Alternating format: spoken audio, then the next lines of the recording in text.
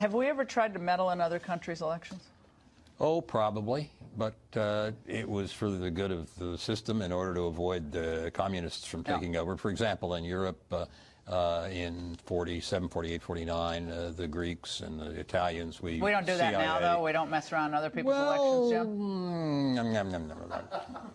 only for a very good cause. Can you do that? Do a Vine video on a former CIA director. Only for a very good cause in the interests of democracy. All right, thanks for being here. It's always great to see you. I don't know that I agree with you. To be fair, with all due respect, one doesn't have to be brilliant to attempt a coup. I disagree with that. As somebody who has helped plan coup d'etat, not here, but other places, it takes a lot of work. I want to ask a follow-up. When we were talking about what is capable, what you need to do to be able to plan a coup, and you cited your expertise having planned coups. I'm not going to get into the specifics, but successful coups? Well, I wrote about Venezuela in the book, and it turned out not to be successful. Not that we had all that much to do with it, but I saw what it took for an opposition to try and overturn an illegally elected president, and they failed. The notion that Donald Trump was half as competent as the Venezuelan opposition is laughable. But I think there's another... I feel like there's other stuff you're not telling me, though. I'm sure there is. I do have to ask you also, your comment yesterday on CNN about coups and orchestrating them, it's getting a lot of play, as you know. What would you like to say to that? Well, I think there are a lot of snowflakes out there that don't understand what you need to do to protect the United States. I'm not going to get into specifics. I did write about Venezuela in my memoir.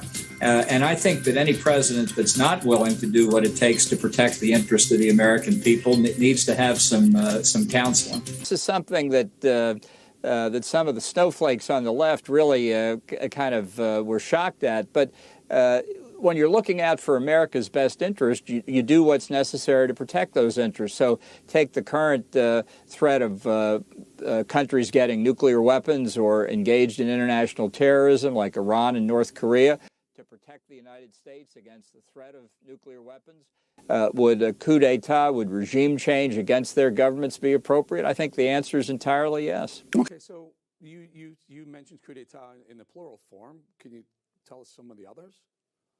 Would you consider Iraq a coup d'etat?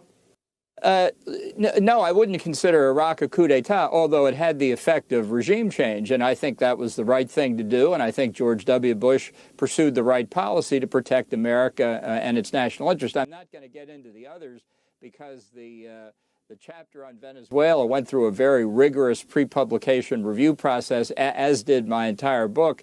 Policy of peace through strength, with very strong defense establishment that deters our adversaries. That's not a coup. From even thinking about engaging that's not working in behind the scenes. behavior. That's not behind the scenes to support coup. That's a different. Of course, strength through power. We spend trillions of dollars on our defense. And that's strength through power. The use of force. Yeah. Just nuclear weapons. Was Afghanistan, to get involved in Afghanistan, was that a good idea?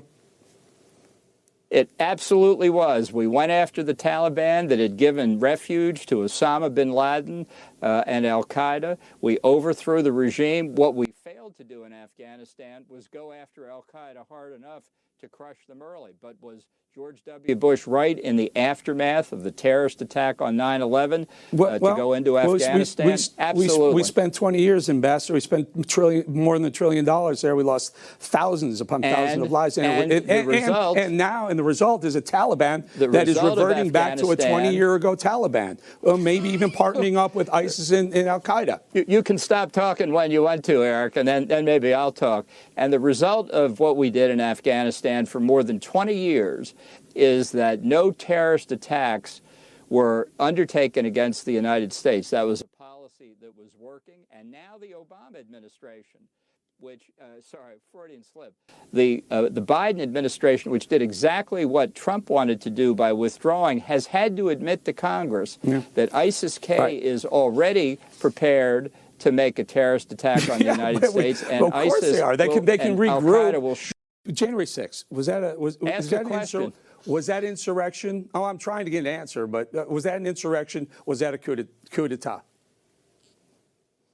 No, it was the failed effort of Donald Trump to keep himself in office, and it was a stain on the history of our country. It was a big mistake.